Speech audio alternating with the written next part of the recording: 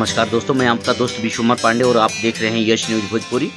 भोजपुरी के सुपरस्टार प्रमोद प्रेमी यादव जी का एक न्यू सॉन्ग आने वाला है। सॉन्ग का टाइटल है जेल। बहुत ही प्यारा और सुपर सॉन्ग है।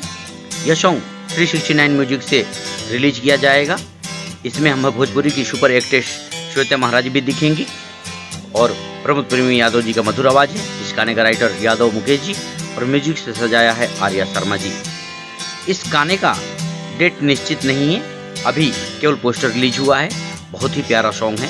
जैसे आप लोगों ने याद सॉन्ग को सुपर मोस्ट सॉन्ग बनाया, इसी तरह इस गाने को ढेर सारा दुलार प्यार दीजिएगा। तो रहें आप लोग तैयार।